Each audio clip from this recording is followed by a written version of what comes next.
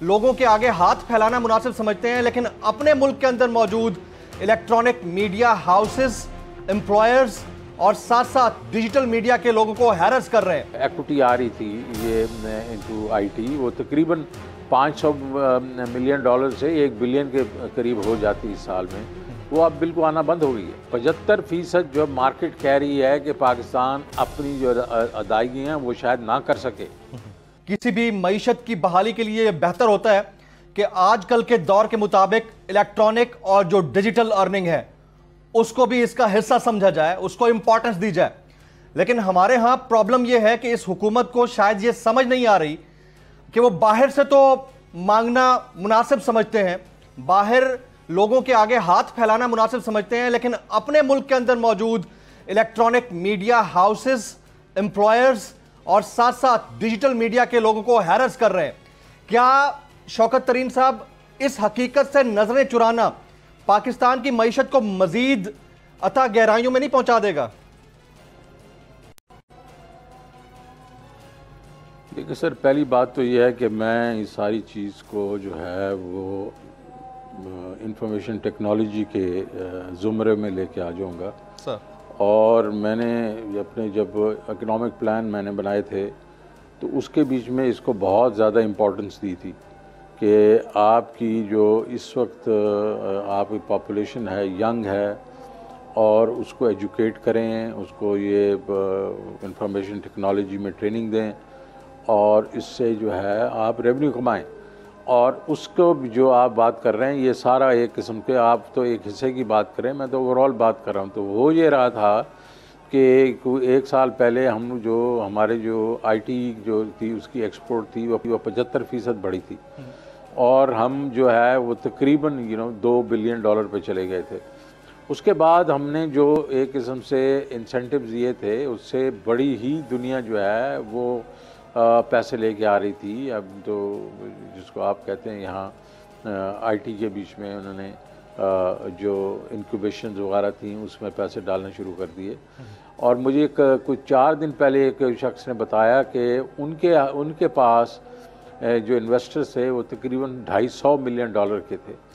اور ہوا یہ کہ اب جیسے یہ حکومت آئی اور انہوں نے یہ روک دیے، ایک قسم سے مطلب جو انسینٹیوز تھے ان کو ایک بیک ٹریک کیا، تو وہ 250 ملین ہی واپس چلا گیا۔ انہوں نے آلریڈی کوئی میرے خیال میں $20-30 ملین جو بھیجا ہوا تھا، تو انہوں نے کہا چلیں یار یہ اپنے پاس رکھیں، باقی تو ہم آپ کو نہیں دینے کو تیار۔ تو یہ تو ایک قسم کا وائڈ سپریڈ ملیس آئی ہے ہمارے جب سے یہ لوگ آئے ہیں، کہ نہ صرف یہ کہ ہم جہاں آگے بڑھ رہے تھے وہ رک گئے ہیں، اب ہم ایک قسم سے ہمارے قدم پیچھے ہٹنا شروع ہو گئے ہیں۔ اور وہ شخص مجھے بتا رہا تھا کہ اس وقت یہ پوری مارکیٹ میں یہ سلسلہ ہے، ہمارا جو ایک قسم سے یہ جو ایکوٹی آ رہی تھی یہ انٹو آئی ٹی، وہ تقریباً $500 ملین سے 1 بلین کے قریب ہو جاتی اس سال میں، وہ اب بالکل آنا بند ہو گئی ہے۔ اس سے بھی ایک نیکسٹ لیول پہ ہم چلے جاتے ہیں۔ دیکھیں، اپنے امپلائر کو سرٹن انوائرمنٹ دینا بھی امپورٹنٹ ہوتا ہے، یہ نہیں ہوتا کہ صرف باہر سے ہی مانگتے رہیں۔ ابھی خان صاحب بار بار تذکرہ کرتے ہیں رسک فیکٹر کا، کہ پاکستان جو ہے وہ قرض واپس کرنے کے جو رسک فیکٹر ہے اس کے بھی ایک خاص پرسنٹیج کو ہٹ کر چکا ہے، 64% وہ بتاتے ہیں۔ یہ ذرا ڈیفائن کر دیجئے گا ہماری جنرل پبلک کے لیے کہ یہ رسک فیکٹر کتنا امپورٹنٹ ہے قرض واپس کرنے کے حوالے سے۔ دوسرا، with in the country employer کو سرٹن انوائرمنٹ دینا کتنا امپورٹنٹ ہے۔ یعنی آپ دیکھیں بول کو انہوں نے بار بار دبانا شروع کر دیا، ان کے سی ای او کو ہیرس کرنا شروع کر دیا، پریشر ڈالنا شروع کر دیا۔ تو جہاں 4,000 امپلائیز اربوں کا ریونیو سالانہ پروڈیوس کر کے دے رہے ہوں، ان کے لیے کتنا انسرٹن انوائرمنٹ ڈیمیجنگ ہو سکتا ہے؟